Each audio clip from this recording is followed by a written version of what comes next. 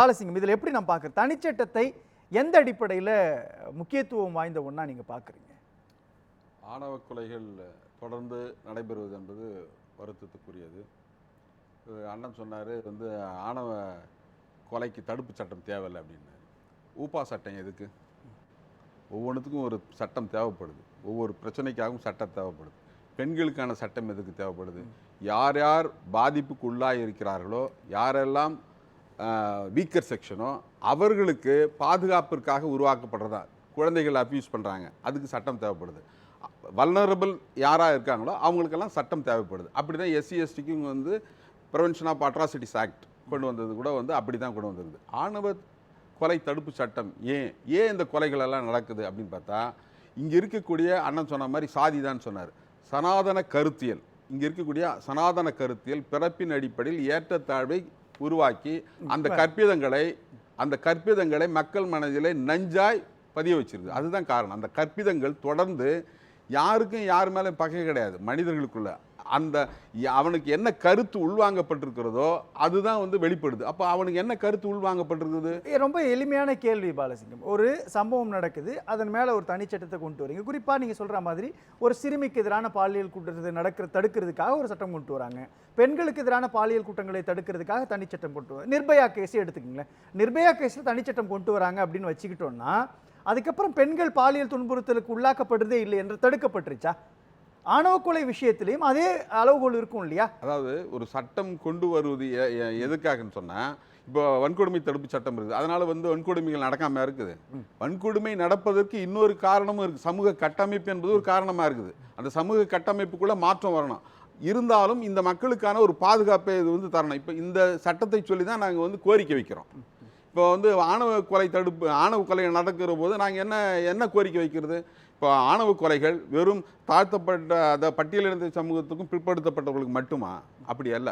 பட்டியலினத்த சமூகத்துக்குள்ளவே அது நடக்குது, பிற்படுத்தப்பட்ட சமூகத்துக்குள்ளவும் நடக்குது, ஒரே சாதிக்குள்ளவும் நடக்குது. இந்த ஆணவ கொலைகள் என்பது தான் மேலானவன் இன்னொருவன் கீழானவன் இல்லை. இப்போ இங்கே ரொம்ப சரியான இடத்தை நோக்கி நகருது. இப்போ தனிச்சட்டம் இயற்றுறதுல இருக்கக்கூடிய சிக்கலும் அதுதானே. இப்போ ஆணவ கொலை அப்படின்றது சமூகத்தில் உயர்ந்தவங்கன்னு தன்னை மதிப்பிட்டு கொண்டிருக்கக்கூடியவங்க, அவங்களுடைய பெண்ணை தாழ்த்த சாதி அப்படின்னு இவங்க சமூகத்தில் மதிப்பிடுற நபர்கள் திருமணம் செய்யறதுனால நடக்கக்கூடிய மாடுன்னு வச்சுக்கிட்டாலும் கூட அப்படி இல்லை இல்லையாங்க. எப்படி இப்போ பிற்படுத்தப்பட்ட சமூகத்துக்குள்ளேயே நடக்கக்கூடிய சாதி மறுப்பு திருமணங்கள்லையும் கொலை நடக்குது இல்லையா? இப்போ இதை நீங்க எந்த இடத்துல வந்து தனிச்சட்டத்தின் மூலமாக தீர்வு காணுவீங்க? பட்டியலின சமூகத்திற்கும் பிற்படுத்தப்பட்டவர்களுக்கும் இந்த மாதிரி கொலைகள் நடக்கிற போது, வன்கொடுமை நடக்கிற போது வன்கொடுமை தடுப்பு சட்டம் வந்து வருது. ஆனா பிற்படுத்தப்பட்டவர்களுக்குள்ளவே இப்படி ஒரு பிரச்சனை. நாங்கள் வந்து வெறும் பட்டியலின சமூகத்துக்காக நானும் அதான் கேட்கிறேன்.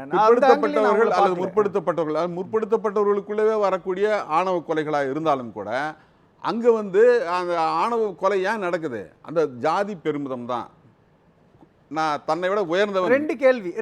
ஒன்று, இறந்து போன நபர் வந்து ஒரு எம்பிசி ஆகவோ அல்லது பிற்படுத்தப்பட்ட சமூகத்தை சார்ந்த ஒரு நபர் இருந்தாங்களா, அவங்களுக்கு இப்பொழுது பதிவு செய்யப்படுகின்ற வன்கொடுமை தடுப்பு சட்டத்தின் மூலமாக தீர்வு கிடைக்குமா?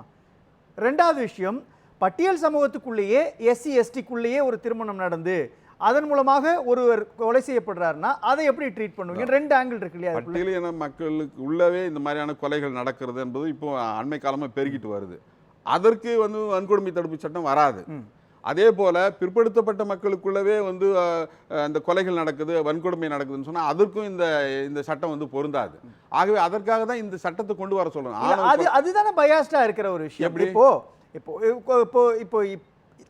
அண்மை காலமாக பேசு பொருளாக மாறி இருக்கக்கூடியது எல்லாமே பட்டியல் சமூகத்தை சேர்ந்த ஒரு இளைஞர் எம்பிசி அல்லது பிற்படுத்தப்பட்ட சமூகத்தை சேர்ந்த ஒரு பெண்ணை திருமணம் செய்து கொள்ளும் போது அது நடக்கக்கூடிய மர்டரை பற்றி தான் பேசுறோம். ஆனா உள்ளுக்குள்ளேயே உயர் சாதின்னு சொல்லிட்டு இருக்கக்கூடியவங்களுக்குள்ளே நடக்குது இல்லையா மர்டர்? அதை எப்படி இதுக்குள்ள கொண்டு வருவீங்க? அதுதான் கொண்டு வரணும்னு சொல்ல வரோம். அதுக்காக அது எந்த இடத்துல வைப்பீங்கன்னு கேட்கிறேன் நான். ஆணவ கொலை அதுவும் ஒரு ஆணவ கொலை தானே.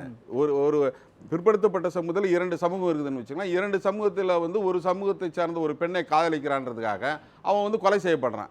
அந்த கொலையை எந்த காரணத்துக்காக கொலை செய்யறான்னு சொன்னா வெறுமன மர்டர் இல்லை, அது சாதி ஆணவம். அதாவது அந்த கற்பிக்கப்பட்ட அந்த கற்பிதம் அவனை வந்து அப்படி ஏங்க வைக்குது. அதுக்கு என்ன காரணம்னா இந்த சமூக கட்டமைப்பு. அண்ணன் சொன்ன மாதிரி சாதி தான் காரணம். சாதி தான் அதுக்கான காரணம். அப்போது இவர் சொன்னார், அண்ணன் வந்து பெண்ணை பற்றவங்கெல்லாம் வந்து அவங்களுக்கு தெரியாதா அப்படின்ற மாதிரி சொன்னார். கவினை பொறுத்த வரைக்கும் நல்ல பையனை பார்த்து கொடுக்கணுன்றதான் எல்லா பெற்றோர்களும் நினைப்பாங்க. அது நானாக இருந்தாலும் யாராக இருந்தாலும் அப்படி தான் நினைப்பாங்க. ஆனால் கவினுக்கு என்ன குறை? கவின் ஒரு மென்பொறியாளர், 2 லட்ச ரூபா சம்பளம் வாங்கக்கூடியவர், நல்ல குடும்பத்தை சேர்ந்தவர். அவங்க அம்மா வந்து ஒரு ஆசிரியர், அவங்க அப்பா வந்து ஒரு ஊராட்சி மன்ற தலைவராக இருந்தவர். அதுக்கு என்ன பிரச்சனை? இங்கே வந்து அதுவல்ல, பொருளாதாரம் அளவுகோல் அல்ல, பொருளாதாரம் மட்டுமே அளவுகோல் அல்ல, சாதி தான் இங்கே வந்து நிலைநிறுத்தப்படுகிறது. இந்த ஆணவ கொலைகள் ஏன் நடக்கிறதுன்னு சொன்னால் சாதியை நிலைநிறுத்த வேண்டும் என்பதற்காக தான்.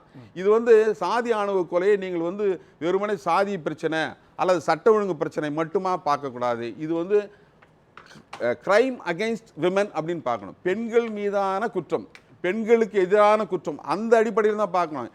ஒட்டுமொத்தமாக பட்டியலினத்திலிருந்து முற்படுத்தப்பட்ட சமூகத்தை சேர்ந்த அனைத்து பெண்களுமே அந்த பெண்களுக்கு எதிராக, அவர்கள் உரிமைகளுக்கு எதிராக, நான் ஒரு வயது வந்த ஒரு பெண், வயது வந்த ஒரு ஆண், நான் என்னுடைய உரிமை, என்னுடைய துணையை தெரிவு செய்வதற்கான அனைத்து உரிமை எனக்கு இருக்குது. அந்த உரிமையை நான் செய்வதற்கு அரசியலமைப்பு சட்டம் எனக்கு இடம் தருகிற போது தடுப்பது ஏன்? அப்போது ஒட்டுமொத்தமான பெண் சமூகத்துக்கு எதிரான ஒரு குற்றமாக இது பார்க்கணும். ஆணவ கொலை என்பது வெறுமனை சாதி அப்படின்ற கண்ணோட்டத்தில் மட்டுமே இல்லை, பெண்களுக்கு எதிரான குற்றங்கள். ஆகவே தான் இந்த ஆணவ கொலைகளை நம்ம தடுக்கணும்னு நம்ம வந்து எவிடன்ஸ் என்ற ஒரு அமைப்பு வந்து 2017 2025 வரை 58 ஆணவ படுகொலைகள் தமிழ்நாட்டில் நடந்ததாக சொல்கிறாங்க. வெறுமன பட்டியல் சமூகம், பிற்படுத்தப்பட்ட சமூகம், முற்படுத்தப்பட்ட சமூகம், எல்லா சமூகங்களுக்குள்ள நடந்த 58 கொலைகளை வந்து அவங்க பட்டியல்படுத்தியிருக்காங்க. ஆகவே இந்த கொலைகளை தடுக்கணும்னு சொன்னால் குற்றம் எவன் செய்தானோ அந்த குற்றவாளி அந்த குற்றம் செய்யவில்லை என்று நிரூபிக்கணும். அதுதான் வந்து முக்கியமானது. கோர்ட்டுக்குள்ள நான் குற்றம் செஞ்சிருக்கேன்னா குற்றம் செய்யவில்லை என்று நிரூபிக்கணும். அதற்கான அந்த வழியை செய்கிறது தான் ஆணவ கொலை தடுப்பு சட்டம் வேணும்னு சொல்கிறோம்.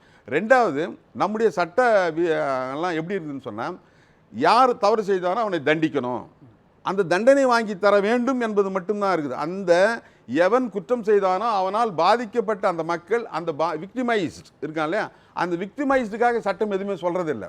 அந்த கொலை செஞ்சவன் அவனுக்கு வந்து தண்டனை வாங்கி கொடுக்குது. ஆனால் அந்த விக்டிமைஸ்டு பக்கம் இருக்க வேண்டும் என்பதுக்காக தான் வன்கொடுமை தடுப்பு சட்டமாக இருந்தாலும், பெண்களுக்கு எதிரான கொடுமைகள் நடப்பதற்கான தடுப்பு சட்டமாக இருந்தாலும், இப்போ நாம் கேட்குற ஆணவ கொலை தடுப்பு சட்டமாக இருந்தாலும், இந்த சட்டங்கள் எல்லாம் விக்டிமைஸ்டு பக்கம் இருக்க வேண்டும் என்பதற்காகத்தான் நாம் இந்த சட்டம்